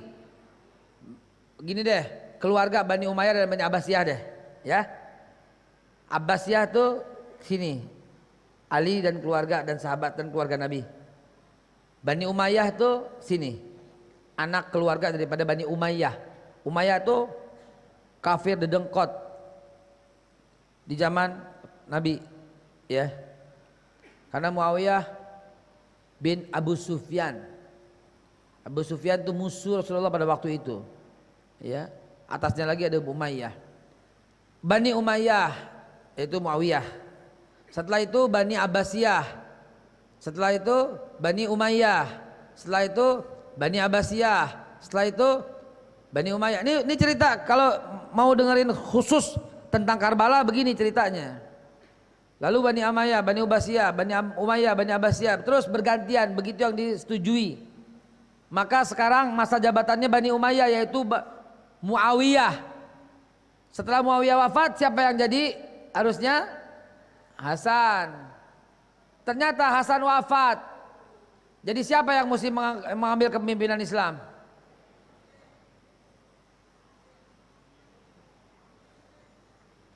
Ingat perjanjian ya.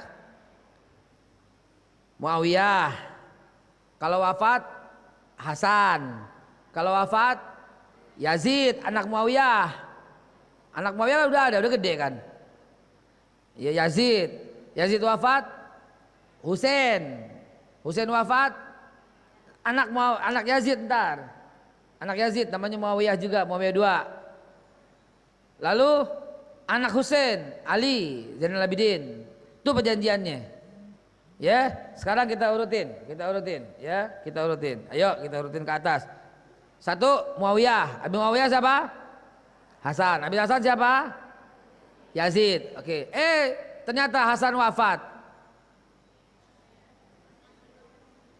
Jadi kalau Muawiyah wafat yang gantikan siapa?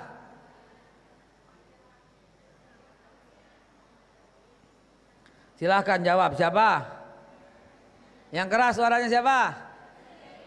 Yazid. Siapa? Yazid apa Husain? Husain katanya. Siapa? Siapa Bu? Yazid. Siapa? Husain. Siapa? Yazid. Siapa? Pak, suaranya juga Pak. Siapa? Yazid. Siapa? Husain belakang. Ente aja nggak akur apalagi mereka.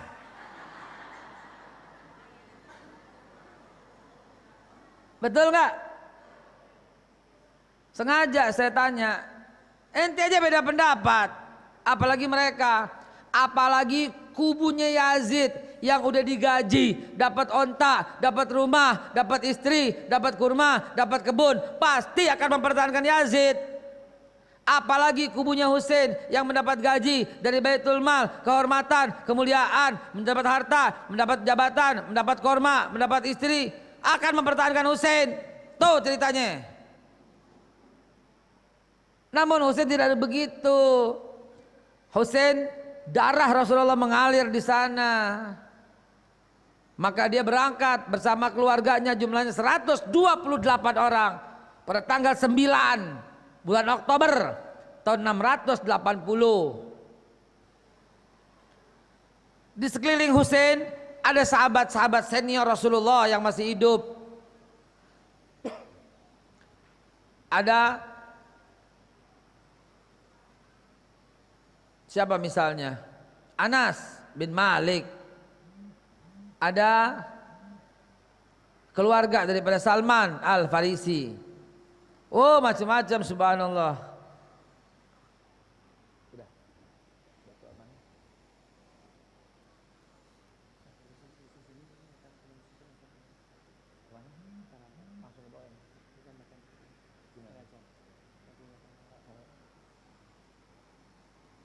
Disuruh selesai sama dia. Selesai. Sudah. Billahi taufik wal hidayah. Dia yang suruh. Ya timpukin dia lah. Bentar ya. Udah disuruh berangkat, tapi tunggu sebentar, masih tanggung. Saya berusaha menarik garis yang jauh agar ibu-ibu dan bapak-bapak memahami begitulah karakternya. Gitu. Loh, kok kejadian? Iya, sahabat Rasulullah itu yang masih hidup menasihati keluarga Talha, keluarga Zubair, jangan wahai cucu Rasulullah, jangan, karena kau akan dibunuh nanti. Begitu. Sahabat Nabi yang masih hidup pada zaman itu siapa?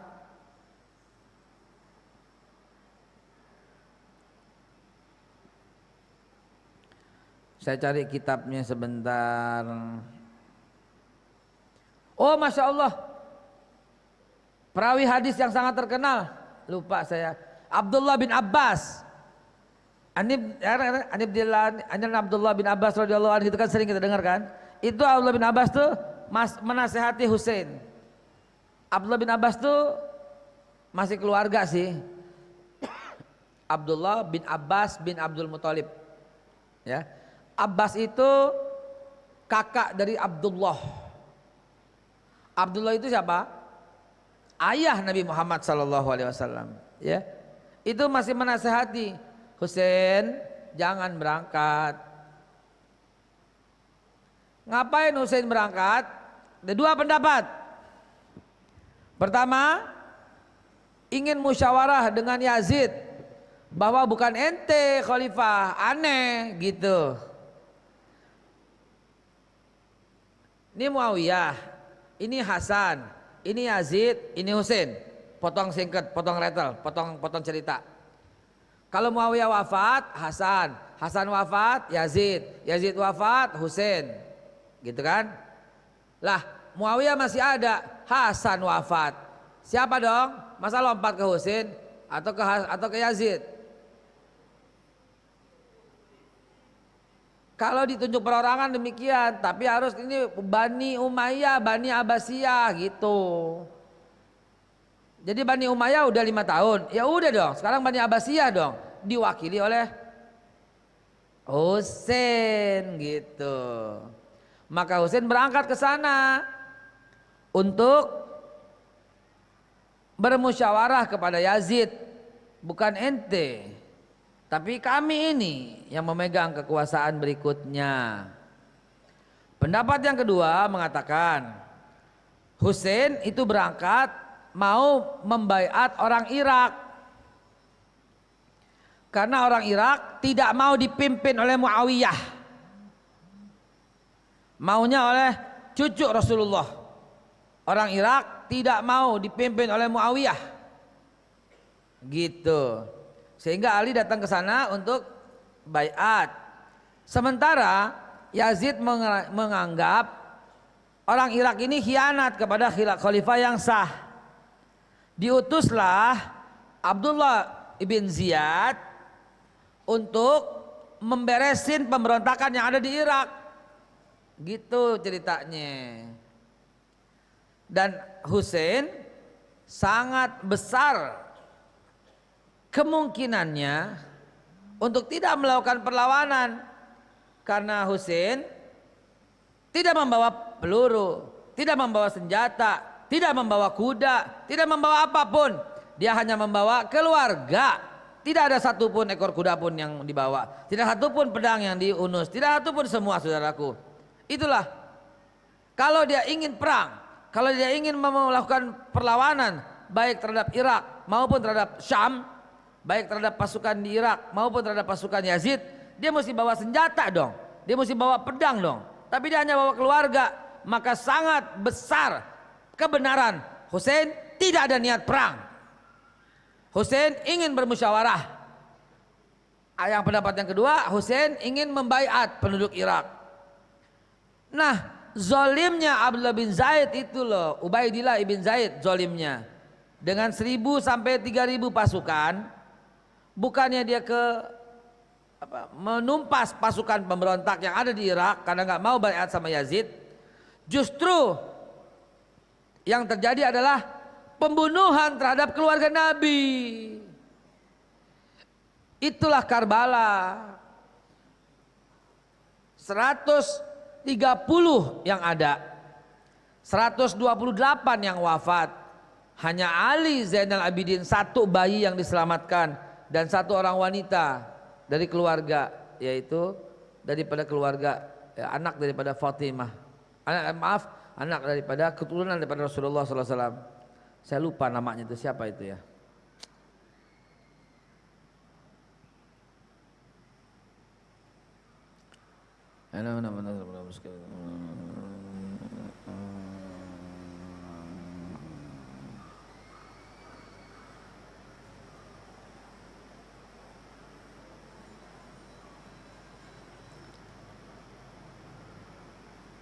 Saya lupa wanita itu. Nanti ya. Baik. Jadi bisa dibayangkan 128 orang. Sementara ini 1.000 sampai 3.000 pasukan. Ada yang bilang sampai dengan 4.000. 128 segimana sih? Segini doang kan, sekotak ini. Ini ada 4.000 nih. Dan begitu bengisnya semua, begitu buasnya semua. Maka ulama-ulama mengkafirkan Ubaidillah ibn Zaid, tidak Yazid bin Muawiyahnya. Karena tidak pernah ada perintah dari Yazid bin Muawiyah untuk membantai keturunan Rasulullah. Yang ada menumpas pemberontak di Irak. Gitu.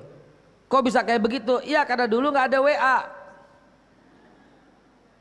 Kada ada WA pasti berkata, pasti di WA-an gitu.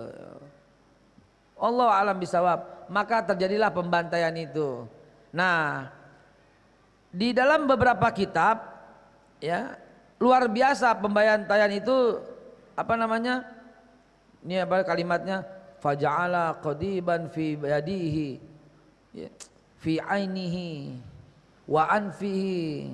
Jadi apa? Ditancapkan pedang, ya, yang di tangannya itu ke matanya, wa anfihi, ke hidungnya. Kacau kan kalimatnya kan. Fakultur fa, ya, qadibaka faqad ra'aitu qama Rasulullah sallallahu alaihi wasallam fi mawdi'ihi. Jadi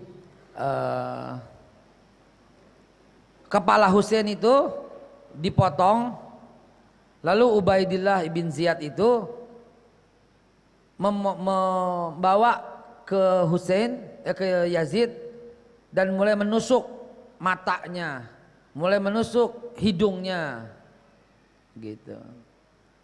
Ya. Aku itu Zaid ibn Arqam berkata, angkat pedangmu. Aku pernah melihat. Jadi ini sahabat nih. Aku pernah melihat mulut ini pernah dicium oleh Rasulullah Sallallahu Alaihi Wasallam. Bahkan Anas bin Malik juga berkata demikian. Aku melihat Rasulullah mencium tempat di mana kau menaruh pedang itu.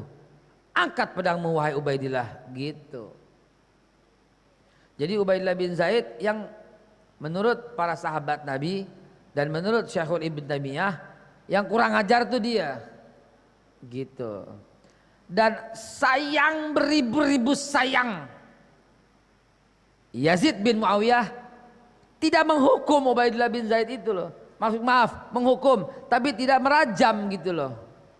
Padahal hukum membunuh dibunuh. Itu tuh yang sayang, beribu-ribu sayang tuh di situ. Dia kan khalifah. Kurang ajar. Kau membunuh keluarga Nabi, maka kau dipancung, dipenggal, gitu loh. Tapi kalau itu terjadi, tidak akan pernah lahir agama Syiah di muka bumi. Kalau itu terjadi, tidak akan lahir agama Syiah di muka bumi. Tapi karena itu tidak tegas dalam mengambil hukum, maka terjadilah kisah yang luar biasa. Husain dipancung, tidak mempan, dipanah tidak mempan. Husain membunuh 80 orang dengan pedangnya. 80 orang lawan Husain. Lalu kemudian dipenggal, lalu kemudian yang lain dicancang. Ada bayi dalam kandungan dibunuh, ada wanita dirobek perutnya, semua dicincang-cincang, ada yang dicincang tubuhnya 70 potong. Dari mana ini kisah? Jadi berlebihan. Kalau ente cinta, maka lakukanlah sebagaimana yang mereka lakukan. Apa artinya luka-luka ini dibanding dengan luka Husain dan keluarga? Baik Husain, Husain, nangislah mereka rame-rame. Gitu. Ya. Nah, teman-teman sekalian, tidak demikian. Ini terlalu berlebihan, ini taktik Syiah ya.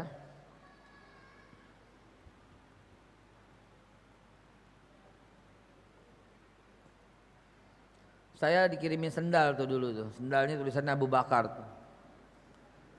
Ya, sendalnya diinjak-injak Abu Bakar, nauzubillah. Nih, buku di SMP tuh. Lihat nggak? Nasab Khalifah Umar, lihat nggak? Gambarnya gambar apa? Gambarnya gambar apa? Kurang ajar nggak? Disangka bohongan kali. Kurang ajar nih orang, manusia jahat ini.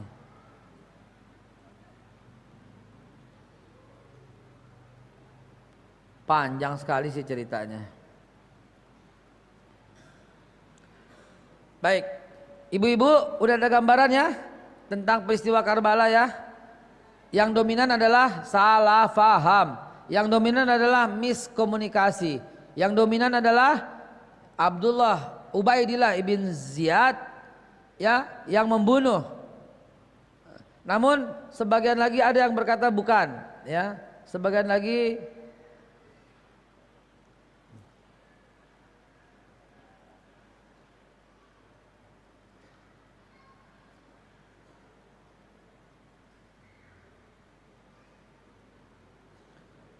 Amr dan Zizaushan dan Sinan bin Anas, ya. Ubaidillah ibn Ziyad itu pemimpin perang, tapi panah yang membunuh Husain itu Amr bin Zizaushan dan Sinan bin Anas, ya. Yazid menghukum mereka, tidak membunuh, tidak memancung, tidak memenggal, tapi membunuh mereka. Ibu bapak sekalian, sampai di sini dulu. Ya, waktu di jam 10 lewat. Silahkan bertanya apabila ingin ada yang ditanyakan. Tafadhol, silahkan.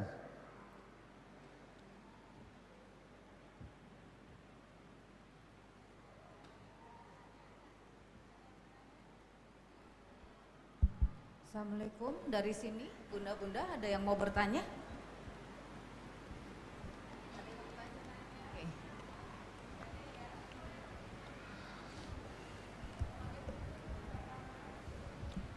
Assalamualaikum warahmatullahi wabarakatuh. Waalaikumsalam warahmatullahi wabarakatuh. Ini Ustadz, orang-orang Syiah itu kan bertebar di mana-mana. Mana yang nanya mana? Dapat hadiah kopi Babe Haikal. Amin. Satu teguk di belakang. Ustadz, orang Syiah bertebar di mana-mana. Sedangkan kami mungkin orang yang awam ya, tidak seperti Ustadz banyak ilmu tentang orang Syiah. Sebagaimana cara menyikapi kami untuk melindungi kami dan keluarga kami. Baik. Terima kasih. Assalamualaikum warahmatullahi wabarakatuh. Cakep. Satu, cirinya dia nggak bakal sholat 5 waktu. Jadi kalau pengen tahu mana Syiah mana bukan, ente mesti bergaul lamanya seharian. Pantang buat dia sembahyang 5 waktu, kagak bakal. Ya, kagak bakal sembahyang 5 waktu. Yang kedua, kagak bakal ngadep kiblat. Kagak bakal. Sembahyang di mana aja, ngadep mana aja. Dan boleh sembahyang pakai celana pendek, ya. Nggak percaya lo, gue punya foto-foto Syiah, kan aneh, banyak ya, ajaran-ajaran Syiah itu banyak saya pun, lengkap lah. Ajaran mana tuh? Ajaran Syiah. Ya.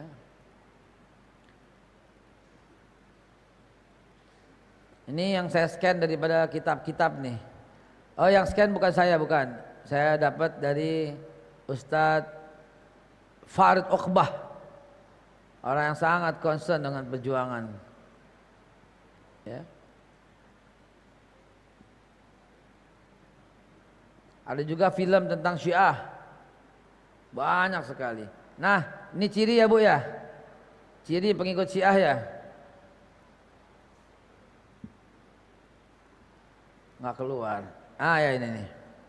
Tidak sholat Jumat. Tidak mengakhiri sholatnya dengan salam. Tidak ada sholat berjamaah. Tidak mengakui sholat 5 waktu. Mayoritas Syiah membawa turbah, lingkaran buat sujud. Tidak langsung buka puasa setelah azan maghrib, dia nunggu sampai isya. Nggak ada salat tarawih bagi mereka bersama kaum muslimin. Tidak pernah baca Quran dan tidak mengharamkan nikah kontrak dan tidak mengakui Khalifatul Rasulullah Abu Bakar, Umar, Utsman, Ali. Itu ciri pengikut Syiah. Jelas? Ayo, udah lewat 10 menit nih. Siapa lagi? Silakan.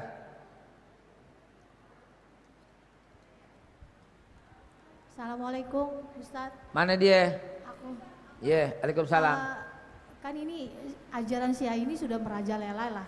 Istilahnya sudah sangat-sangat mengkhawatirkan dan mengkhawatirkan anak muda zaman sekarang. Karena kadang-kadang anak muda zaman sekarang nggak tahu yang Syiah yang Islam benar dan Syiah itu kan udah nggak tahu, mereka membedakan. Ini Syiah ini bisa diberantas nggak sih Ustadz? Itu aja sih. Assalamualaikum warahmatullahi wabarakatuh. Assalamualaikum warahmatullahi wabarakatuh. Zaman Pak Harto nggak berani Syiah muncul. Disikat sama Pak Harto. Syiah muncul dalam zaman PDIP. Siapa? Jalaluddin Rahmat, anggota DPR dari PDIP, ketua Syiah. Ya udah masuk pemerintah ya gampang ngatur dari dalam. Gitu ya Bu. Selama masih bercokol di situ susah. Ya. Mestinya harus ada penelitian soal Syiah. Kalau penelitian kita nggak dianggap, mestinya partai-partai itu, PDIP misalnya, ya partai besar di Indonesia, kita nggak membenci partai, tapi saya ngomong sejak Jalaluddin Rahmat sebagai anggota partai PDIP, ya ketika Jalal masuk ke dalam partai PDIP, maka mulailah berani banget gitulah Syiah mengadakan kegiatan, didukung dengan segala macam perangkat, ya. Ya Allah ya Rabb. Begitulah kurang lebih ibu sekalian. Silakan. Assalamualaikum warahmatullahi wabarakatuh. Waalaikumsalam warahmatullahi wabarakatuh. Ustadz, saya Ya. ingin bertanya, Ya. bagaimana tanggapan Ustadz Ya. mengenai pemimpin Suriah Bashar al-Assad yang sudah diketahui bahwa dia adalah salah satu tokoh Syiah yang paling keji terhadap kaum Muslim, apalagi di Suriah sudah banyak korban yang dia yang banyak. Begitu saja Ustadz, bagaimana tanggapan Ustadz? Ya, Bashar al-Assad adalah pengikut Syiah yang sangat keji, karena bagi Syiah halal membunuh orang Islam Sunni seperti kita.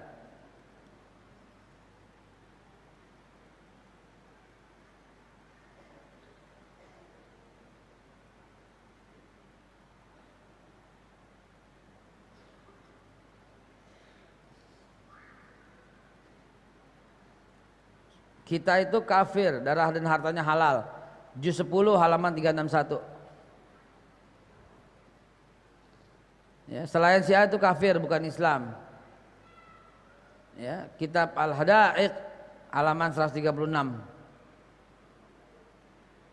Tuh, halaman 361, kita itu najis, kafir, harta dan darahnya.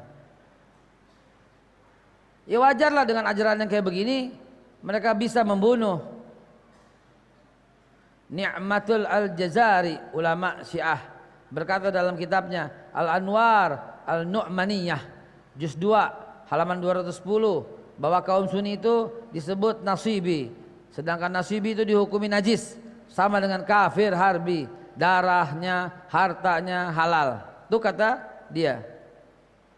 Apakah dia seperti ini? Saat ini tidak, tapi nggak tahu kalau udah banyak. Itu kalimat saya, jangan digeneralisir saya memfitnah mereka ini. Ya, jangan, beda. Jangan dipojokkan ketika saya berkata sejak PDIP menerima. Ya, sejak PDIP menerima Jalaluddin Rahmat sebagai ketua daripada Ikatan Jamaah Ahlul Bait Indonesia, Ijabi, maka mulailah dia mengadakan acara besar-besaran di Balai Sudirman, di Senayan, gitu ya Bu ya. Bukan saya menuduh PDIP, bukan. Tapi sejak PDIP menerima si Jalaluddin Rahmat sebagai anggota PDIP, disitulah Syiah mulai merajalela. Semoga ini menjadi gambaran ya bahwa Syiah itu berbahaya bagi NKRI. Ya, Syiah itu menghalalkan, Syiah itu kasar dengan NKRI, ya, dan hati-hati. Maka pesan saya sebagai penutup, mohon maaf udah nggak bisa selesai lagi. Pesan saya ini satu. Negara-negara yang dulu damai seperti Libanon, Irak, Suriah, Libya, Mesir, Yaman telah runtuh karena konflik Sunni Syiah. Maka demi keutuhan negara kesatuan Republik Indonesia, jangan coba-coba mensyiahkan orang Sunni di bumi Indonesia. Baik, mudah-mudahan Allah berikan manfaat atas pertemuan ini. Kapan-kapan kita sambung lagi. Mudah-mudahan ibu-ibu memahami tentang hakikatnya dan saya mengucapkan jazakumullah khairul jaza kepada pengurus, pada panitia. Mudah-mudahan ini mencerahkan, bukan membingungkan. Mudah-mudahan ini mempersatukan, bukan memisahkan. Mudah-mudahan ini wujud daripada cinta kepada bangsa Indonesia agar terhindar dari segala perpecahan. Karena dimanapun Syiah berada, di sanalah ada perpecahan dan peperangan. Dan kita nggak pengen. Kita udah sama saling menghormati. Ada Islam di sini, ada Kristen, ada Hindu, ada Buddha, ada Konghucu, ada Katolik, ada Protestan. Akur, tenang, amar, tertib. Kalau Syiah mau jadi agama, Syiah dengerin nih. Kalau Syiah mau jadi agama, Anda ajukan ke Departemen Agama biar disahkan jadi agama. Agamanya Syiah gitu. Jangan bilang Islam, kami kesinggung. Orang Kristen nggak apa-apa hidup di sini. Oh, ini Pancasila kok.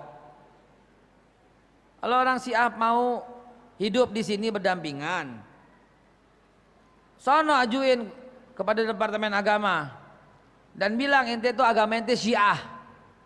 Dan jangan pernah memaki orang yang kita cintai. Gitu aja. Sebagaimana orang-orang Kristen, Protestan, Katolik, Hindu, Buddha nggak pernah memaki Nabi Muhammad.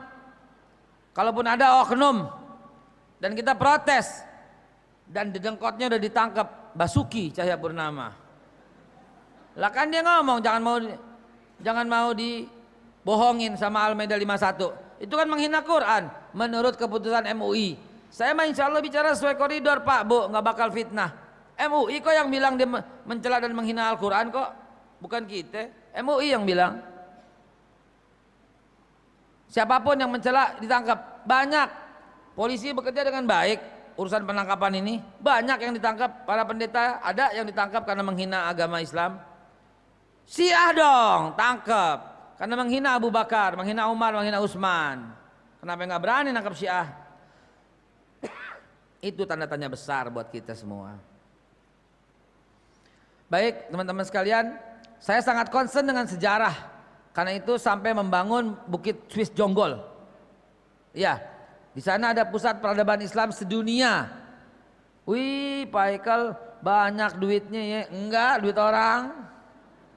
Supaya gue ngomong supaya jangan ditangkap sama KPK. Ya bikin perahunya aja 106 miliar rupiah. Bikin perahunya doang. Ya kami bikin perahu Nabi Nuh. Kami bikin perahu Nabi Nuh di Bukit Swiss Jonggol. Perahunya doang tuh 106 miliar rupiah. Bukit Swiss Jonggol, nggak jauh tuh ya. Mekarsari, terus gitu ya. Itu kami buat di sana tujuannya untuk apa? Ya untuk meluruskan sejarah Islam, gitu ya. Bertetangga dong sama kita, ya bertetangga sama kita supaya ibu-ibu bisa sebagai bagian dari orang yang memperhatikan sejarah. Tinggalnya di sini boleh, di sono boleh, di sini atau di sono villa boleh. Ntar SD, SMP, SMA, universitas itu jadi tempat tujuan wisata. Kalau selama ini suka wisata ke kubah emas, cuman ngelihat kubah warnanya emas, padahal bukan emas gitu ya. Ya, kesana datang untuk melihat sejarah. Ada urutan sejarah lengkap.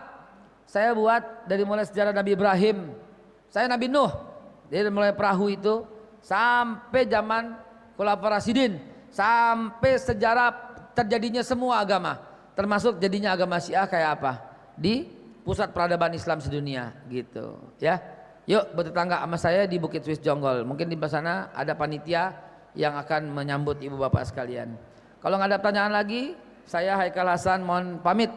Semoga Allah Subhanahu Wa Taala menyatukan kita dan membuat kita sebagai keluarga sakinah mawaddah warahmah. Kirain saya bahas itu, nggak taunya sampai sini, wih Karbala, maka jadilah pembahasan Karbala. Akhir kalam, semoga Allah Subhanahu Wa Taala jadikan kita cinta kepada pemimpin dan jadikan pemimpin cinta kepada kita. Allah jadikan kita cinta kepada polisi, biar polisi cinta kepada kita. Allah jadikan kita cinta kepada para menteri dan para menteri pun cinta kepada kita. Allah jadikan semuanya akur, nggak ada lagi yang berantem. Allah jadikan semuanya kompak, kagak ada lagi yang lempar-lemparan. Allah jadikan Indonesia baldatun thayyibatun warabun ghafur. Allah jadikan kita semua kompak bersaudara, nggak ada lagi yang ribut. Allah jadikan semua partai berakur bersatu untuk kemakmuran bangsa dan negara dan agama. Allah jadikan semua agama kompak untuk memajukan kesejahteraan umum, mencerdaskan kehidupan bangsa dan melindungi segenap tumpah darah Indonesia.